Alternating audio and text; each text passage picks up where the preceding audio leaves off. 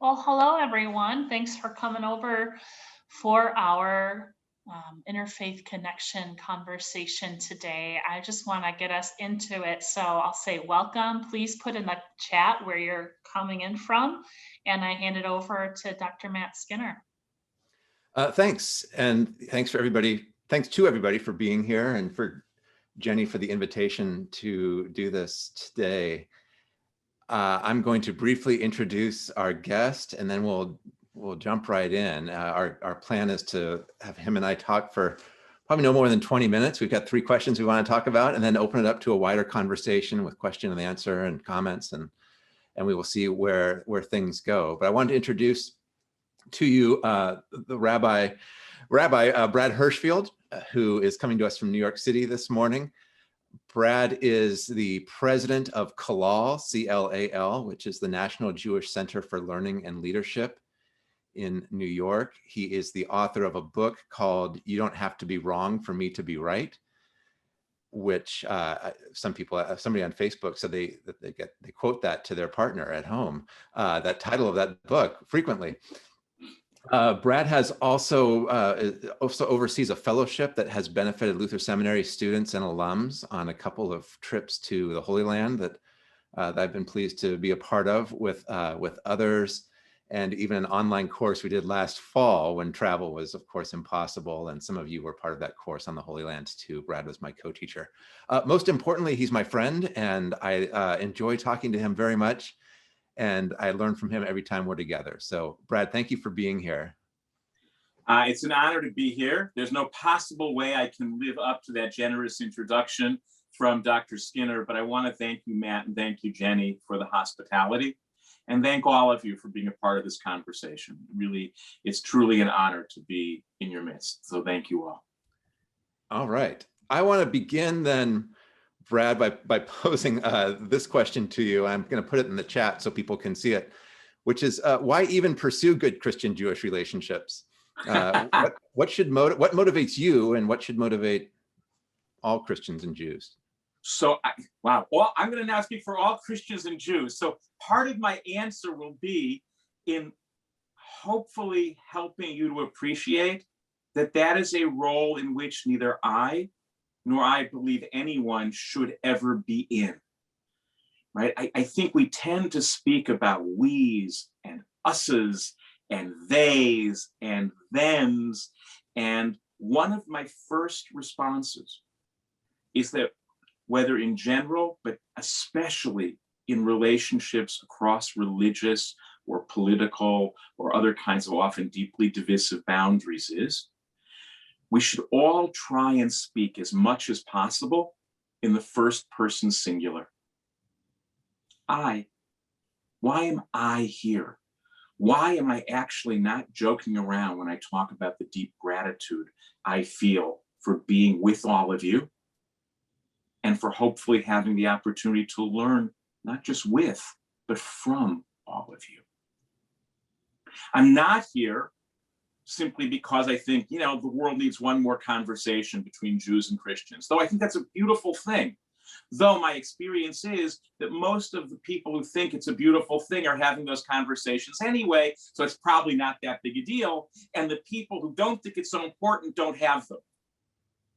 So I think for me, it's because being in conversation with others helps me be more the person, more the rabbi, more the Jew, more the human being that I most want to be.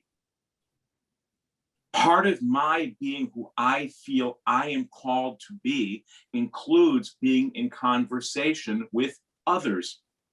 And not just others, but others who are authentically other. And that's why, for me, being here is so important, especially given how polarized and siloed our world is. Anytime we can be in conversation with people who are authentically different from us, I actually think that's a sacred opportunity. Now, there's an implicit challenge in that also, that in all candor is a real problem in much of interreligious conversation. And that is I'm not here. And I would suggest, although it's sometimes a good first step, we ought not settle for simply searching out conversation partners who largely agree with us, but invoke a different name of God or a different liturgy to get to the same place. Because in effect, I think that actually just relocates the boundaries of the silo that still keep us siloed from one another.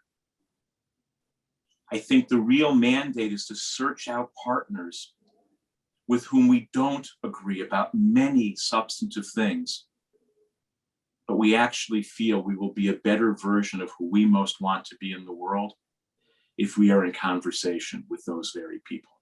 So in that sense, I am here in an incredibly selfish, self-centered way. And I guess whether we talk about that as a fulfillment of Genesis 1:27, what it means to be created in the image of God, all human beings, or we choose to go back to Plato and Socrates and talk about enlightened self-interest. And I could choose New Testament texts as well, but you can all supply them better. I'm actually less concerned about what the footnotes we supply are, and in embracing that aspiration to discover our best selves in relationship to those who really aren't like ourselves. I love that. Maybe I'll respond with a little bit of first person singular as well. I mean, I think for me as a Christian, that I feel a special obligation and a special joy to seek out Jewish dialogue partners in particular, as opposed to other faith traditions, mostly because, well, Jesus becomes a lot more interesting to me when I take seriously his identity as a Jew, and not just trying to transport myself into first century Judaism, but also recognizing ways in which Judaism and contemporary rabbinic Judaism and Christianity both emerged from a particular crucible that was lively and feisty and divisive and sometimes angry and violent, about people trying to figure out what does faithfulness to God look like. And so that's my self-interest, is I think I appreciate my Christianity better the more I understand how strange it was to have emerged out of the context in which it emerged. But there's also something, and this is where I worry, and you and I have talked about this a bit, is I do feel a sense of, and this probably comes from being a part of a majority group in this country, and definitely a dominant group, not just as a man, as a white man, but as a Christian, for trying to repair past wrongs and thinking about that's part of that. And that's part of that is big and cultural and church-wide, and part of that is individual. I think of the own ways in which I've borne false witness or harbored really unhelpful ways of being in the world with my neighbors. But I can't let that become this, for me at least, I can't let that become the sole motivation for the relationship, right? Where relationship becomes some kind of stand-in for a way to make myself feel better, or a way to feel like I've done some kind of penance. But I also feel like I can't wait for my motives to be perfectly pure before I engage in this work. Right. Go do it. Absolutely. I mean, I don't even know what pure motives would be. I certainly don't know, if I interrogate myself, what pure motives would be. And there's an old Talmudic teaching that, so roughly the 4th century, 3rd century, even in the land of Israel, and then repeated in the Babylonian Talmud, a basic principle that says, from less than ideal motives come ideal motives. In other words, don't wait for the motivation to be exactly right. If you have an inclination toward doing the right thing, it's amazing how the doing of the right thing shapes your motivations as opposed to the other way around, right? And since you talked about the personal before, the personal version of that for me is, I always have to remind myself that we don't love people because we understand. We don't love people because we understand them. We understand people because we love them. Right? That's the basic context. And the closer the love, the feistier, to use your word, I love that, the relationship will be. And I think it always pays to ask ourselves from whatever position. And I appreciate what you're saying. Yes, for a Christian majority, there's a set of concerns that have to be worked out that mitigate against or have to address past challenges. But the minority version of that from inside of a Jewish context is when fears and suspicions based on the past become excuses for not engaging in the present and not building a shared future. In other words, most everyone I know, decent people for sure, always will have a good reason not to do the right thing. That's the definition of being a good person. It's not that you'll have a bad reason. I've got great reasons for doing the wrong thing all the time. The thing I think we have to do is say, you know what, don't worry about the reasons. Jump in and do the work and build the relationship. And then it's amazing from inside the relationship, whether between people or between peoples, how much makes sense from the inside, but from the outside, you could never appreciate or understand it. Thanks. In many ways, I think that starts to anticipate the second question, which I'm putting in the chat, which is, what's the goal here then for our efforts and our practical living? And by our, I mean you and me, but also Right. Almost everybody on this call is either already in Christian leadership or on their way there, whether in a congregation or somewhere else. So what's the goal? Is it to be better neighbors to one another? I guess in the grandest sense, I would say it is to be better neighbors. But my picture of neighborliness isn't static. And I think we have to resist the temptation to assume that, yes, I know exactly what it means to be a good neighbor. Now, it's true. There are certain things that, I think we could all agree would not be a part of it. So various forms of violence and abuse we can exclude. But the definition of being in good relationship with one another, it's a work in progress always. And so for me, the real goal in a concrete way is not to say I can define what neighborliness looks like and that's what we have to do here and now.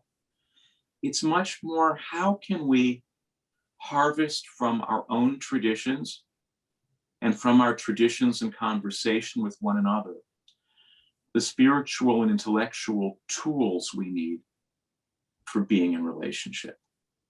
Right? It's not so much about a definition, here's the goal line, I can show it to you, let's sprint there.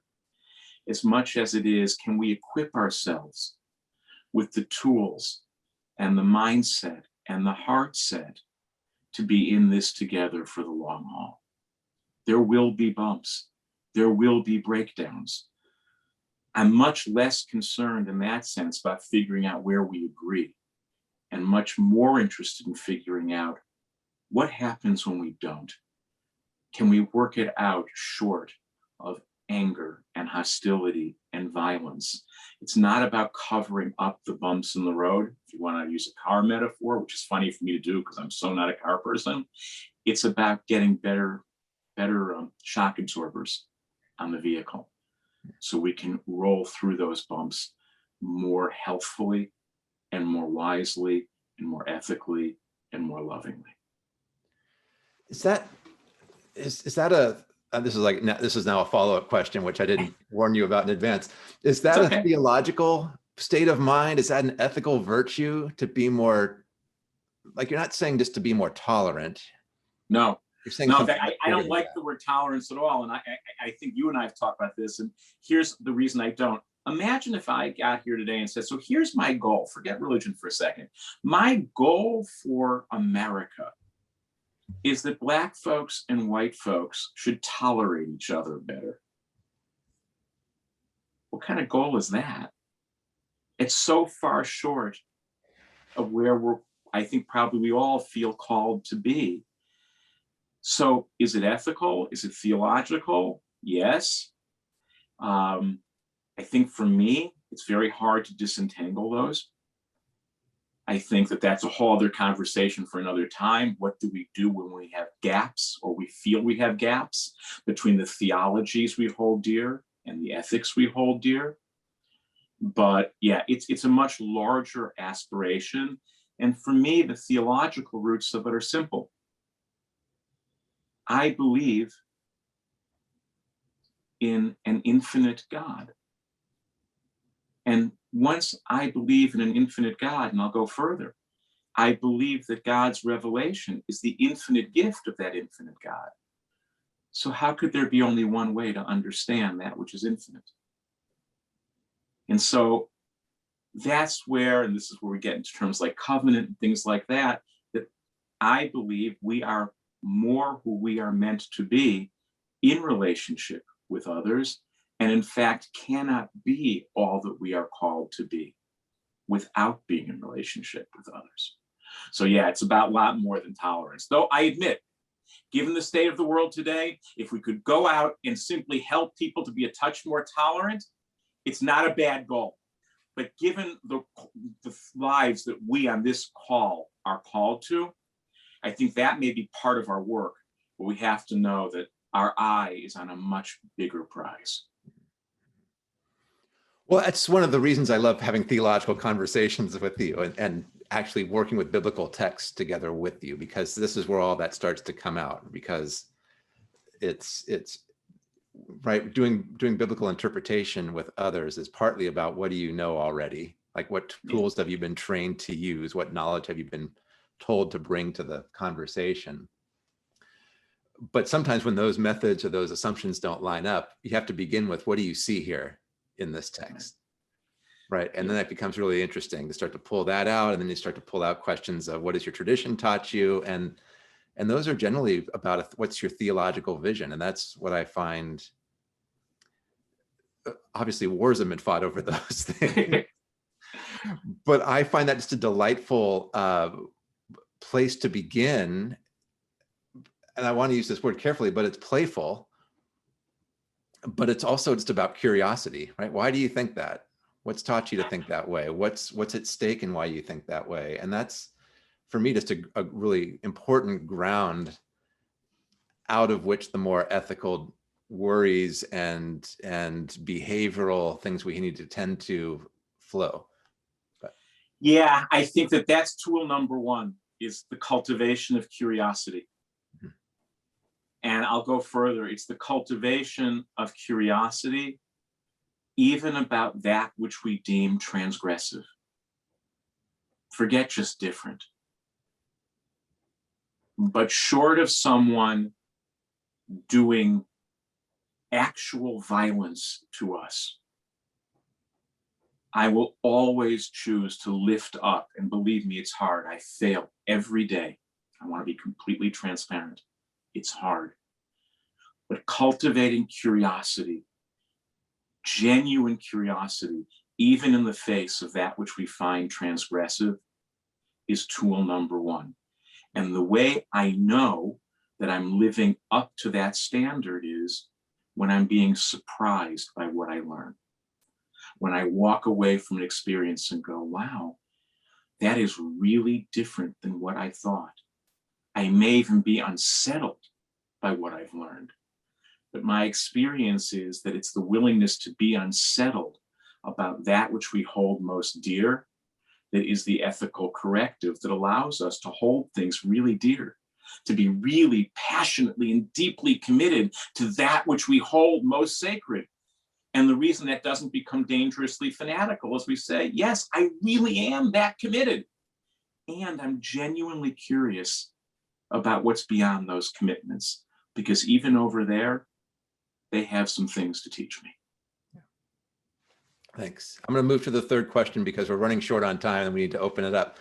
But it's more practical. So what are ways to live into good relations, or how do we create the ground for that? You talked about rule one being curiosity, cultivating curiosity. That's practical. But what other kinds of things create fertile ground for these? So I'll give two more, and then in the context of a certain premise that you and I have discussed, and those of you who have journeyed with us either in physical space or in digital space to the Holy Land, and this is unabashed, shilling for future trips. I want to invite you to bring yourselves and anyone you reach out to on one of those journeys. And again, it's selfish, because it's a complete delight and joy to be able to be on those journeys with all of you. Tool number two I alluded to, and it's part of the basis for that curiosity, is to imagine that there is a partial truth in most any idea or person we encounter. Now, again, it may be a very, very, very small partial truth, but I try and live with two principles. Number one, that God never made anyone so smart as to be 100% right 100% of the time. And number two, that God never made anyone so stupid as to be 100% wrong 100% of the time. So I reserve the right to think you're 51% wrong. And therefore, when I go to decide, I'm leaving you behind. But I'm leaving you behind knowing that I did not leave behind something that's 100% false. I left behind something that's 49% true. And that's a very different kind of leaving, because that kind of leaving you never really leave. And the third rule is, don't imagine that you ever enter these encounters based on leaving out who you most are. It's about discovering who you most want to be. And if it's not, then it's just politicking so we don't bash each other. And again, that's occasionally a useful thing to do. But we're about something more than that. We are about reconnecting a human family that is both as diverse, more diverse than we can imagine, but also as particular in all of its unique ways as we are in our own lives. And with that is important for Jewish Christian understandings, in my view, is that I really believe we're siblings. And not that one is older and one is younger, with all due respect to two popes who have shared that idea with the world. And it's really beautiful. And I can tell you, Jews love hearing that, because who doesn't want to be the older sibling? And of course, you now know I'm an older sibling in my family. We're actually twins. Rabbinic Judaism and Christianity are the twin children of one mother. And that mother, of course, is the Hebrew Bible. And she gave birth to the New Testament, and she gave birth to Rabbinic Judaism. And so we know, like all sibling relationships, from the very beginning of sibling relationships, they can not only be fractious, but they can be fratricidal. On the other hand, they're the reminder that we all have the same parent, and therefore the same fundamental dignity and sacredness. And between those two poles, that's the work I think I'm called to, and I think a lot of us here, if not all of us here, feel called to. Thank you. We could spend hours unpacking that idea of a twin relationship and what that matters, how that matters for the way we talk to each other, the way we cooperate in healing the world, the way we read Hebrew Bible or the Old Testament together and differently. And but maybe some of that will come up in questions. This was, in many ways, flying at 30,000 feet. Some of you might have some more specific questions. There was a couple in the chat, which I'll have to scroll back and find. But I think we're a small enough group too, that if people want to unmute and ask a question or offer a comment, this would be a good time to do that. And again, I'll try to tend to the chat box here. I'm going to jump in real quick. Thank you, Rabbi Hirschfield, for being here. I am part of a leadership team of an interreligious and ecumenical dialogue group here at Luther, so I want to give time for others, but I put a little ad for us in the chat. If people are interested, we'd love to have you join our, kind of keep these conversations going. So thank you. Great, thank you.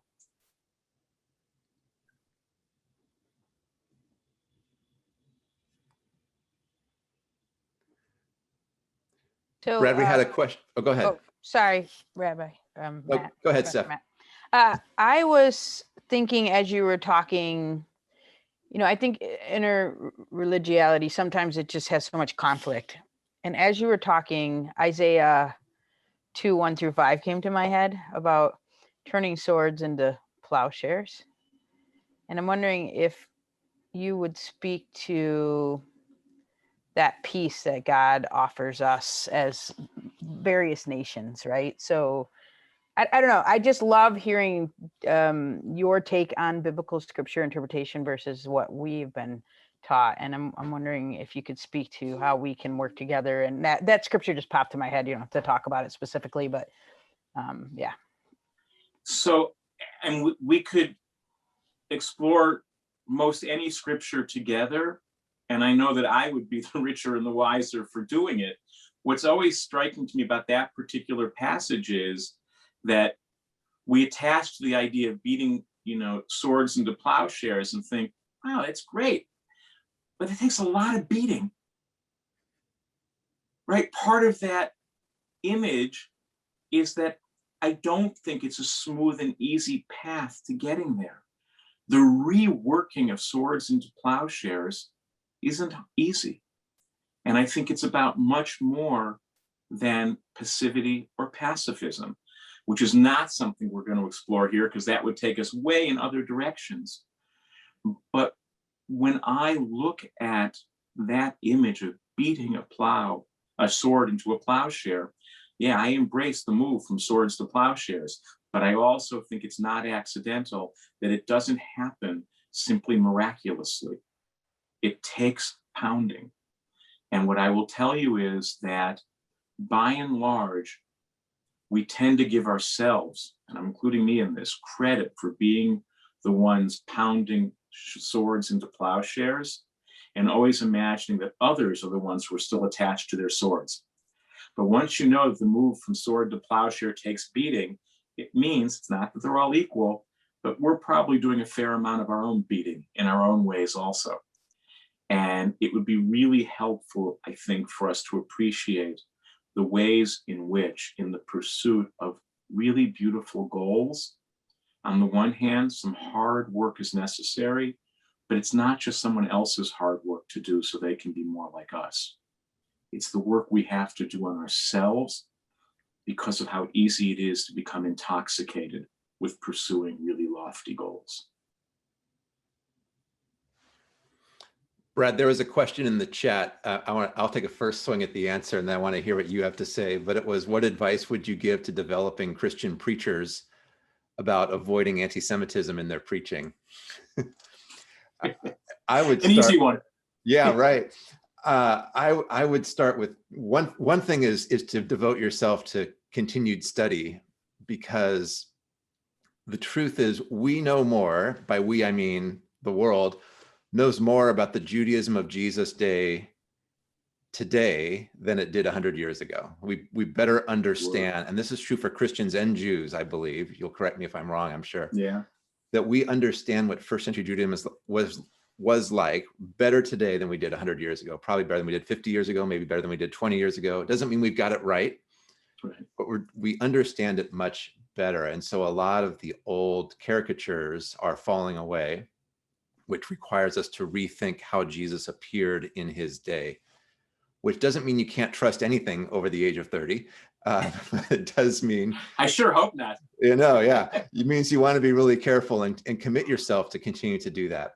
How do you know when you've got it right? I think there's an ethical test. That's the historical test. The ethical test is if you're ever using Judaism as a vehicle to promote to kind of promote your own view of Jesus. And that can be done on the so-called Christian right with a certain kind of view of the modern state of Israel as a factor in God's work in the end times.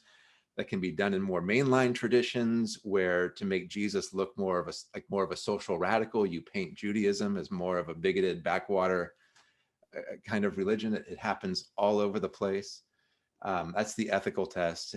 Amy Jo Levine, who teaches New Testament at Vanderbilt Divinity School, has a great illustration that when her children were younger, she used to bring one of her small school-aged children into class and say, I want you to imagine this little girl sitting in the front row every sermon you preach. And if you say anything that puts her in jeopardy, you're doing it wrong. Right. She says, I know this is manipulative, but it's also incredibly effective. So you do have to imagine that your sermon is being heard by people whose view of Judaism, ancient and modern, might depend entirely on what you have to say. And so you have to be not scared to say anything. You just have to be really careful that you have weighed the ethical implications, I think. Those are my perspectives as a New Testament professor. You must have more. To be perfectly honest, I don't know how much I can improve on that. Because I think you've hit the bases in really profound ways, to be aware that our knowledge of the world of the time of Jesus and our world today is expanding, but that shouldn't get in the way of us making principled statements based on what we best understand and believe to be true. It means that we should imagine that our audience and the implications of our words as leaders extends far beyond the walls of the churches and seminaries and colleges and hospitals where we teach and preach and care for people. There's an old image about the nature of, it's taught by the rabbis about the definition of libelous or bad speech in Hebrew, lashon hara, literally bad speech. And a man says, look, I realize I've said terrible things about so many people. He says, Rabbi, tell me, how can I repair that? I need to fix that or I can't be comfortable. And the rabbi says, okay, here's what you need to do. You need to go home and you need to slash open one of your feather pillows. And you need to scatter the feathers up in the air on an especially windy day. And then you need to try and go gather all the feathers and come back and tell me how it goes for you. And so a few days later, the man comes back and says, Rabbi, that was like insane. There's no possible way once you scatter all those feathers to gather them all. He goes, right. That's the foundation of ethical speech. Once those words are out in the world, they travel far beyond where we can get them back. And that shouldn't paralyze us from saying things strongly and deeply felt. But it means the implications of our words are far more profound than I think we often live with. And being in that in-between space, the freedom to really say what we believe and the humility to appreciate that our words will land quite literally on people far afield. And if you can live with that dynamic, and then the last piece is, in my experience, the people who raise these kinds of questions rarely run too far afoul of the thing they're worried about. Right? I don't see a lot of people saying, how am I going to preach in a way that isn't anti-Semitic or whatever it is you think is the other in your worldview. Those are the people I worry least about. It's the people who say, well, I don't have to worry about that because I've solved that problem. No, that's the definition of an ethical challenge. It doesn't get solved once and then get put on the shelf. We're always re-solving it and relearning it and re-engaging it. And it's in the re part that I think we make the real strides to make sure that the worst manifestations don't ever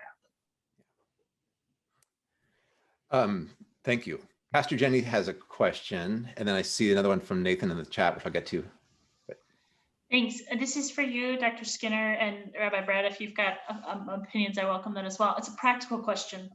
This Sunday, we'll read from John's Gospel that the disciples were locked away, quote, for fear of the Jews, unquote.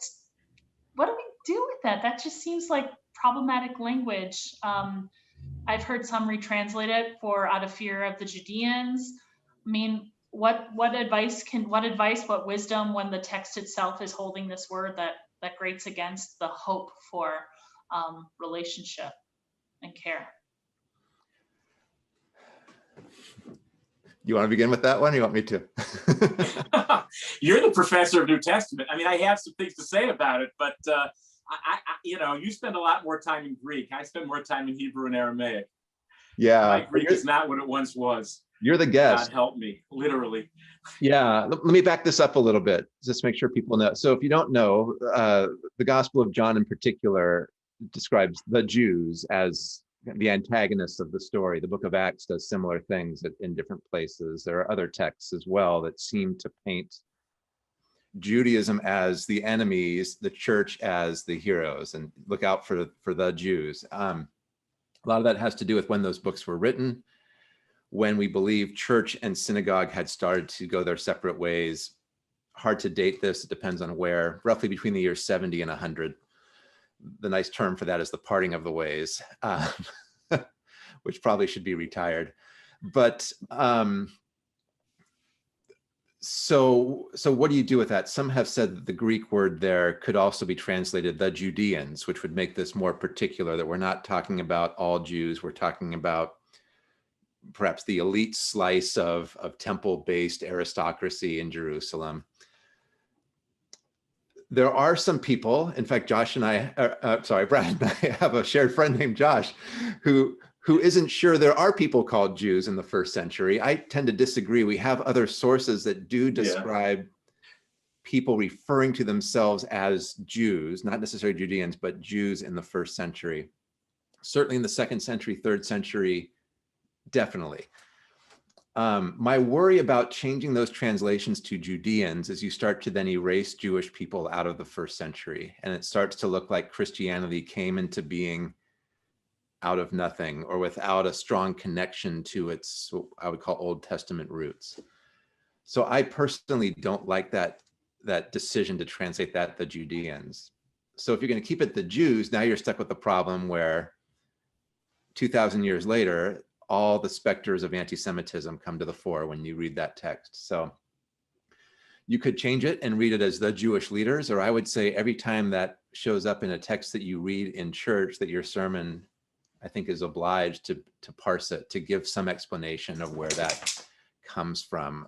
I think in the long run, it's best, as opposed to trying to erase these things from Scripture, I think it's best to continue to own up to ways in which even our scriptures sometimes bear witness to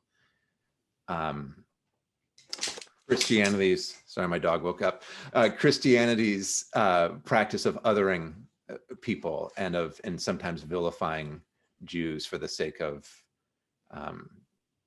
telling its own story. And that's not because I want to imitate that, but because I don't want to lose that memory. I think more is to be lost there. That's a very short summary to what could be a longer lecture, but I'll leave it at that. I can just jump in and say I completely agree. The idea of erasing the past, I think, is not only misguided, but impossible. I'll come to the impossibility of it in a moment. But the irony is, even for those scholars I know who would change the Jews to the Judeans, I don't think they've really changed things as much as they have. And Matt, it's in your words. They say, well, we'll just limit the Jews to those temple-based elites. But that's because the people who make that shift feel about temple-based elites the way other readers feel about all Jews. So nothing's changed. They've just said, well, those people are like, we all know you can't trust those people, but they're still those people. So for me, and so that's why it doesn't make any sense to change, let alone that it is part of the story. And so it just grates against the historian in me to say that because you don't like the past, you can pretend it didn't happen, then you have nothing to learn from it. But it's more at the psycho-spiritual level, it's impossible. We all have the Jews in our lives, including me. We all have people who we experience as whatever John means there is the Jews, as those who don't get us, who refuse to hear us. And the truth is, we are, if we're honest, in my experience, every bit as angry and resentful as John is. The use of the Jews there isn't just, by the way, this is the proof to me of the ways in which the New Testament is eternally meaningful and powerful. I might not have the same theological approach to it as you do, but it's eternally meaningful and powerful precisely because it teaches people, remember, in the discovery and unfolding of who you are, there are plenty of foils and plenty of enemies that we carry around with us. And so if it discomforts us to have a holy text that refers to the Jews, I would invite people Good. That's the moment we have to turn inward and ask, and who in our lives, and who in our communities plays the role of the Jews? Because every community has them. And the fact that it's unacceptable doesn't mean it's unreal. It's a part of human experience. And so I actually appreciate and would not want to get rid of that text because it will be erasing a piece of who we are. My general premise is that everything that's in Scripture is there because it's all inside of us already. And so the idea that I'll erase it from the book and somehow I've erased it from my soul strikes me as nuts. The real issue is if I'm really uncomfortable with that, then I should ask myself, and today on this beautiful day, who's playing the role of the Jews in Brad Hirschfield's narrative? And then maybe we can make, rather than just bemoan the presence of it, ask, what am I called to learn from that human impulse? Because if it's in John, it's probably in all of us too. Thank you. There is a question in the chat. We're going to ask you to be a rabbi here. Looking at Genesis 3:17, and maybe we could go earlier than that. You know, the curses to even to Adam. How does that? Because you talked earlier about the inner work we have to do and about reshaping. Is there something there about the toiling with the earth that might be an adequate metaphor for how we think about our own interior life and the work we do? I'm sure there is, but the real rabbinic response is when you get a good question, ask more questions about it. So I would love to hear from whoever asked it, what they're thinking about, why they're called to that particular text and how it speaks to them. And I'm not joking around. The best first response to any good question is pretty much always seek more information, understand the questioner better, because it just gets so much richer. So again, it's purely selfish on my part. I would ask, why are you drawn to that text? How does it speak to you? And how does it connect to the conversation we're having right now? And I know we probably can't do all that today, but here's an open offer.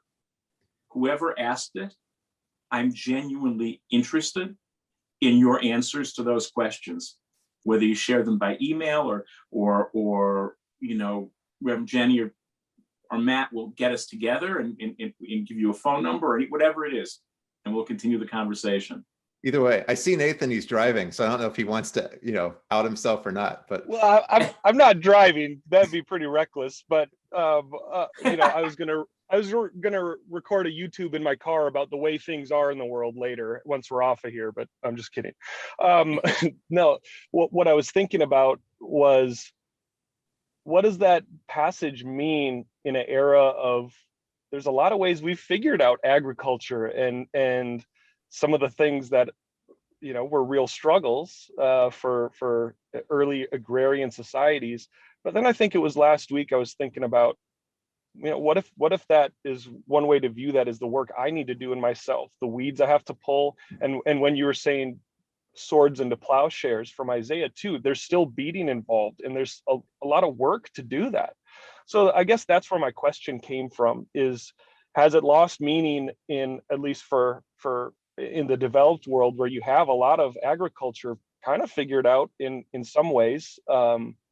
So that's where I guess that sprung from, is if there's maybe something different in there.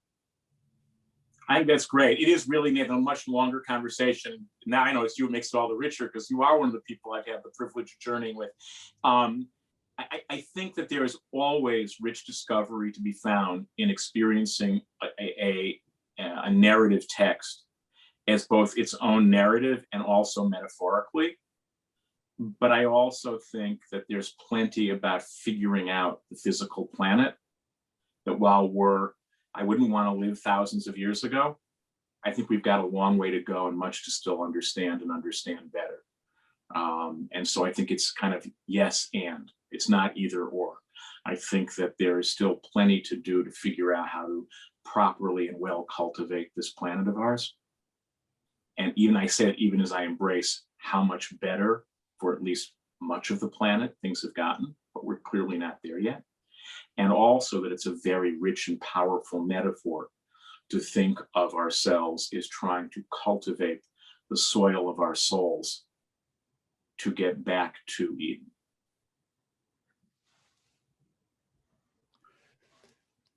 We have a few more minutes. Is there anybody else who wants to unmute and ask a question or make a comment?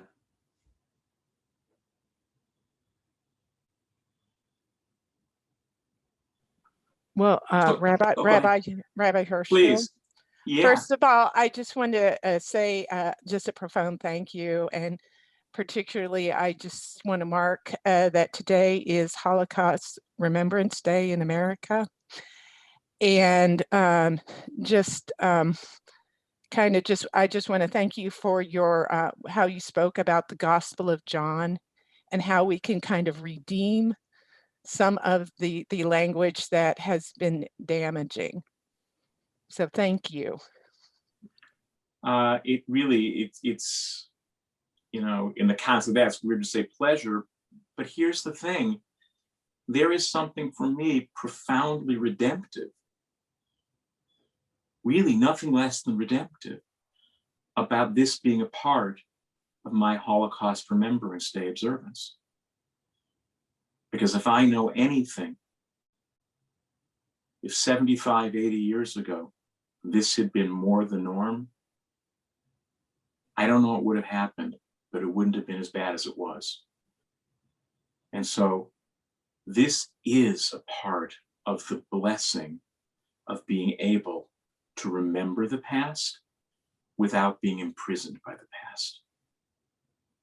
And so it's really me who wants to thank all of you. And Matt, with your permission, can I ask everyone a question?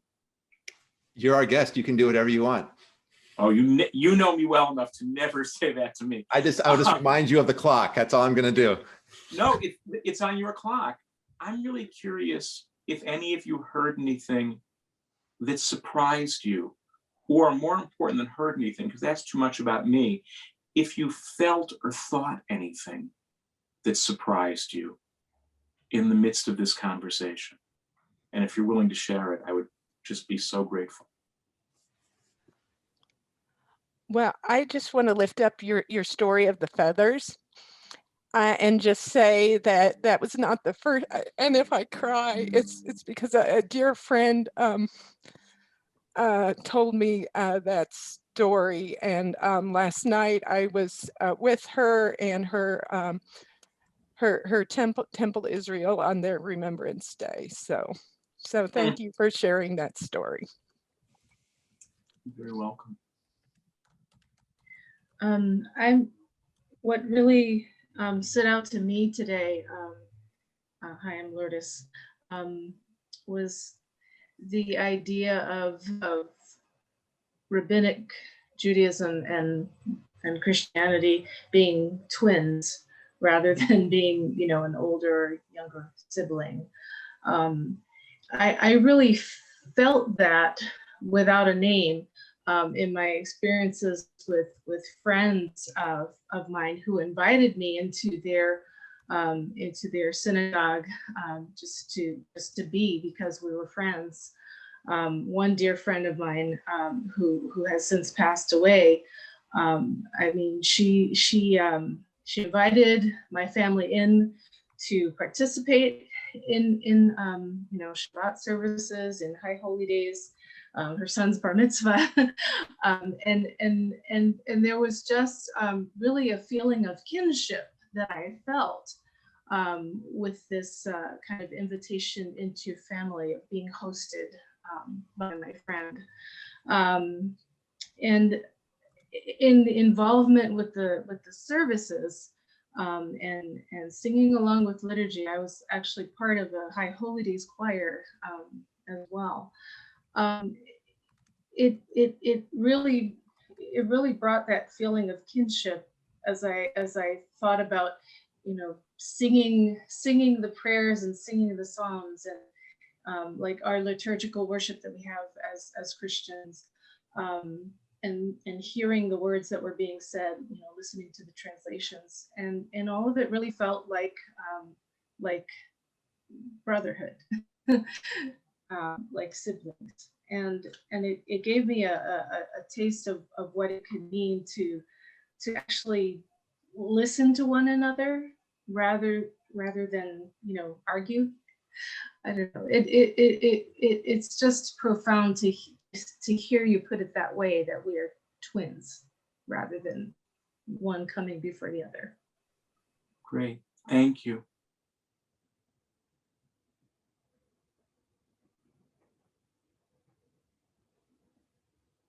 Anyone else? Any kind of surprising awarenesses or thoughts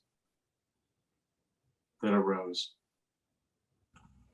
Hi, Rabbi Brad. I'm Kristen. Hi. Hi. I am going to take away this notion that we cannot be who we are called to be by God without being in relationship with others. To me, that, and others who are other than we are. And I'm just going to take away that piece of wisdom today. Great. By the way, I just want to clarify about that. That doesn't mean that all of us are called to be in relationship with everybody, no matter how out there they are. That's beyond people's capacity. But what I would suggest is just make sure there's always a few people in your orbit who are a little past your comfort zone. Right? Not all the way out there, because the truth is, no one has that, you know, capacity. But just imagine what it would look like, what the web of relationships would look like if everyone was in relationship with at least some people who were at least a little bit beyond their comfort zone. So it's true, you wouldn't be in relationship with everybody, but if your comfort zone is like this, you would leapfrog maybe to here. But the people for whom this is their comfort zone would leapfrog over to here. And in that sense, everyone would be in relationship with everyone else, just not directly. And the truth of the matter is, that's about as much as any of us can stand, right? I mean, another very prosaic example I give is that when it comes time, whether it's Thanksgiving dinner or the Jewish high holidays, Rosh Hashanah Yom Kippur, or Christmas dinner, it's really useful to make sure that your table includes some people that you're a little iffy about whether or not you really want them. You don't have to sit next to them. In fact, it's probably better to stay at opposite ends of the room, because you don't need the headache and they probably don't want it either.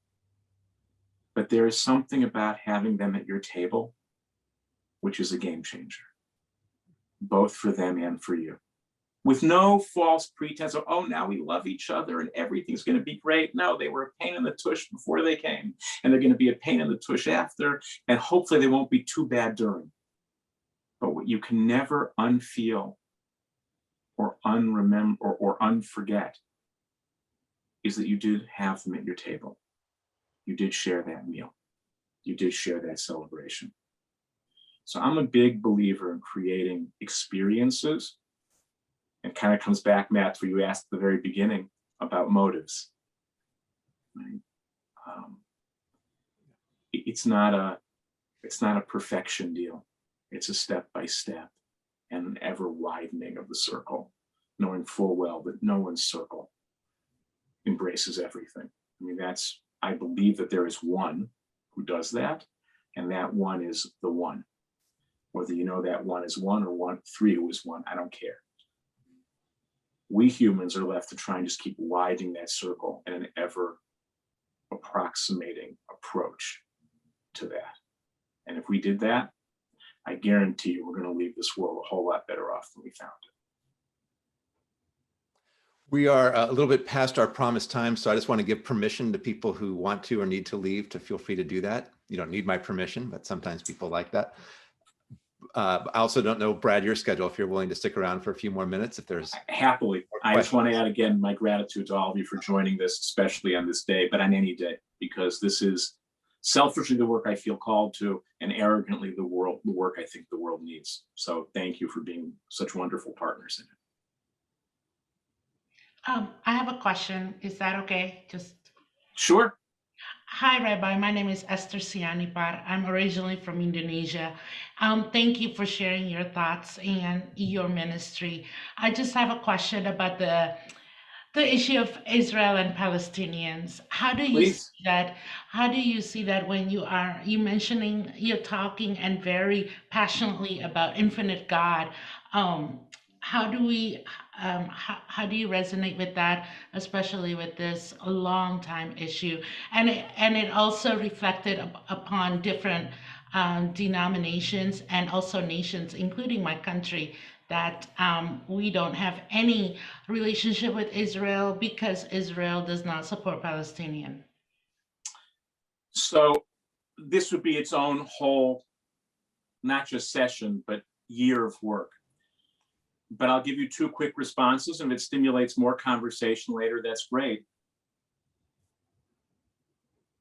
The approach to the infinite God is through finite means, because we're finite. So unless one is either for theological reasons or because they're Marxist, which are both redemptive ideologies in their own way. I'm not saying they're equal. I don't think they're equal, but they are both, and therefore done with nationhood is a meaningful category. Then you would say, okay, we got to get rid of all nations. There should be no United States. There should be no Israel. There should be no Palestine. But my personal belief is that we approximate the infinite in finite ways. And so I am very proudly Zionist and love the state of Israel, which was my home for many years. I would also tell you that for the same reasons I am proudly Zionist and love the state of Israel is why I believe there needs to be a state of Palestine. Because I believe that all people are entitled to the right of self-determination. What I mean by that, what others mean by that, that's not for now. But it would be interesting if people understood the relationship between proudly asserting their own desire to be who they most want to be in the world with other people's desire to do the same thing. They can completely disagree about the shape and substance of realizing that, but at least to realize, oh, right, at some deep level, we do want the same thing. That's number two, is the pursuit of the infinite through finite or real world means, including politics. And the last piece, since you mentioned Indonesia, where I've had the privilege of traveling twice, once at the invitation of then President Obama, and then later on through the office of your president, which was an interesting experience because Jewish is not one of the 5 recognized religions in Indonesia, but I was treated really well. Is Indonesia a funny place? No, it doesn't have relations with the state of Israel, and I wish it did. But the state of Israel, when the tsunami hit, sent unprecedented amounts of aid to the country which didn't recognize it, and had to do it with planes that erased the flag of the state of Israel. And so what I would tell you is that with most any story, there are going to be moments that we can lift up and celebrate and moments that discomfort us. And that goes back to what I was saying before. We're not just looking for the places of agreement that affirm what we believe, right? For me, after thousands of years, and it's particularly poignant on the anniversary of Holocaust Remembrance Day, that, although I want to be clear, the desire for a state of Israel was eternal. It's thousands of years old. It's not a function of the Holocaust. But I believe in people having power and building countries. And I believe the reason people build countries and should have power is to be able to serve others. And that's from the very beginning. So there was a fight in Israel about how can you aid a country that doesn't have any relationship with you? And you're going to take off the flag of your own country in order to send them medical supplies. Because that's why you have a country. And that's not me. It seems to me that's God in Genesis 12 speaking to Abraham. I'm going to build this one particular tribe.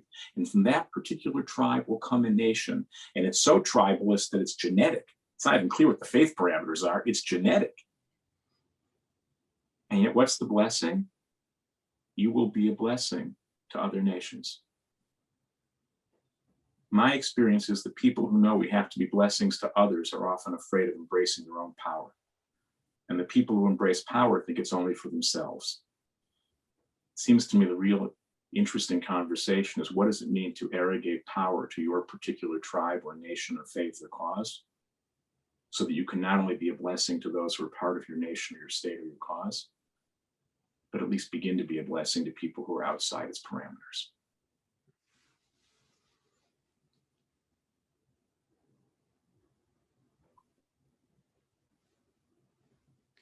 Thanks, Brad. Summary of a position on a huge topic, obviously.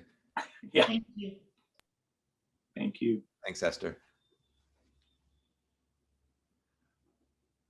All right, I'm not hearing anything else.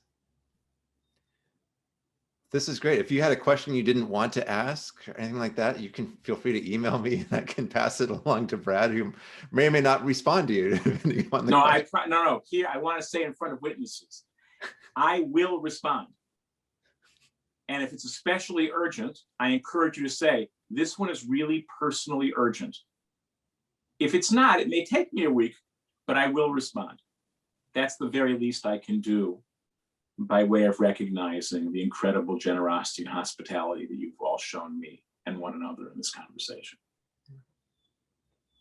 Well, thank you, Brad. That's generous of you. And for everyone else, these are questions we'll continue to pursue in our digital campus, hopefully someday also face-to-face, but in your courses as well. This is stuff that applies not just to New Testament courses or Old Testament courses, but really across the board. So continue to pursue these questions in your own work, in your own studies, and reach out if you need help or reading recommendations, which of course professors love to give. And Brad could as well. Brad, blessings on you today, every day. I look forward to future collaboration with you, whether it's flying halfway across the world or teaching classes or having you come back for more things like this. But thanks for being a presence. Amen to all of the above. Thank you, Matt. Thank you, Jenny. Thanks to all of you. And I pray that all of you find genuine good health, real meaning and purpose, and the ability to serve others as deeply as I know you are all committed to doing. All right. Jenny, any announcements, anything we need to know? This was recorded and we'll share it later on our community life page. We'll make sure to get some captions up as well. All right. So just a deep, heartfelt thanks. And we'll continue the conversation in other ways later on.